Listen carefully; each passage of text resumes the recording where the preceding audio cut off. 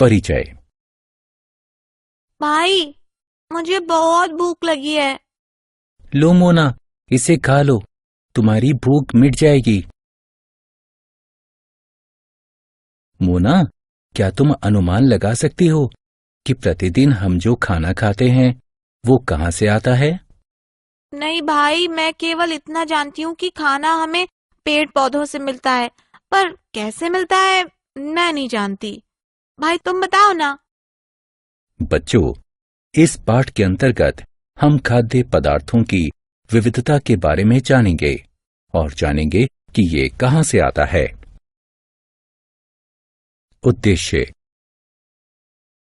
इस पाठ के अंत में आप निम्न करने में सक्षम हो जाएंगे: भोजन के विभिन्न प्रकारों को पहचानना, भोजन को परिभाषित करना, खाद्य सामग्री और उनके स्रोतों के बारे में जानना, खाद्य के रूप में पौधों के विभिन्न भागों को पहचानना, खाद्य के रूप में विभिन्न जंतु उत्पादों पर चर्चा करना, जंतु क्या खाते हैं ये समझना, जंतुओं के प्रकारों को उनके खाने की आदतों के आधार पर जानना, जैसे शाकाहारी, मांसाहारी और सर्वाहारी। विभिन्न खाद्य पदार्थ। जरा इस भोजन को देखिए। आपने क्या देखा? इस प्लेट में विभिन्न प्रकार के खाद्य पदार्थ हैं और प्रत्येक खाद्य पदार्थ एक से अधिक संघटक से मिलकर बना हुआ है। जैसे रोटी गेहूं के आटे को पानी के साथ गूंथकर बनाई जाती है। इसी तरह दाल, दलहन, पानी, नमक और अन्य मसालों को मिलाकर बनाई जाती है। खाद्य पदार्थ और उनके स्रोत। जैसे कि हम पहले ही चर्चा कर चुके हैं कि ऊर्जा प्राप्ति के लिए हमें भोजन की आवश्यकता होती है, और जब हमें भूख लगती है तब अपना पेट भरने के लिए भी भोजन की आवश्यकता होती है। हम भोजन को ऐसे पौष्टिक पदार्थ के रूप में परिभाषित कर सकते हैं जिसे जीवन को बनाए रखने के लिए, ऊर्जा प्रदान करने के लिए, वृद्धि एवं विकास को बढ़ावा देने के लिए खाया, पिया या अन्य रूप में शरीर के अंदर लिया जाता है। भोजन कहाँ से आता है? अब हम इस बात पर चर्चा करेंगे कि खाने के लिए विभिन्न खाद्य पदार्थों को हम कहाँ से प्राप्त करते हैं। ज्यादातर खाद्य पदार्थ हम पेड़ पौधों से प्राप्त करते हैं, जैसे सब्जियां, फल, गेहूं का आटा, दाल, मक्की का चिवड़ा, ब्रेड, वनस्पति तेल आदि। कुछ भोज्य पदार्थ हम जंतुओं से भी प्राप्त करते हैं, जैसे दूध, दही, मक्खन, घी, अंडे आदि।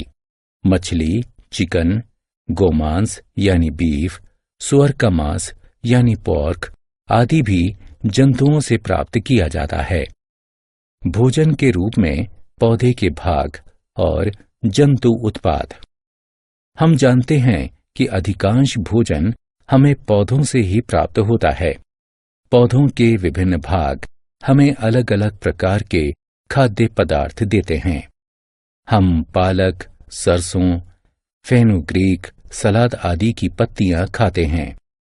बहुत से पौधों के फल और सब्जियों के रूप में खाए जाते हैं। बीजों को अनाज, मसाले, अंकुरित दालों के रूप में और वनस्पति तेल निकालने के लिए इस्तेमाल किया जाता है। कुछ पौधों के तने और जड़ों को भी सब्जियों के रूप में इस्तेमाल किया जाता है। आत्म मूल्यांकन। निम्नलिखित का मिलान करें। भोजन के रूप में पौधे के भाग और जंतु उत्पाद। जैसे हम पहले ही चर्चा कर चुके हैं कि अधिकांश भोज्य पदार्थ हमें पौधों से ही मिलते हैं। जंतु भी हमें कुछ महत्वपूर्ण उत्पाद प्रदान करते हैं, जिन्हें हम प्रतिदिन उपयोग में लाते हैं, जैसे दूध, दही, घी, अंडे आदि। हमें दूध गाय, भैंस, बकरी से, यहाँ तक कि रेगिस्तान में ऊंट से भी मिलता है। मुर्गियों और बत्तखों से हमें अंडे मिलते हैं। मुर्गा, बकरी, ऊंट आदि से मीट मिलता है। मछली और झींगा भी खाया जाता है और मधुमक्खी हमें शहद देती है। जंतु क्या खाते हैं? क्या आप जानते हैं कि जंतुओं को उनके आहार संबंधी आदतों के आधार पर 3 प्रकार में बांटा जा सकता है। ये हैं शाकाहारी, मांसाहारी और सर्वाहारी। शाकाहारी वे जीव होते हैं जो केवल पेड़ पौधों को खाते हैं।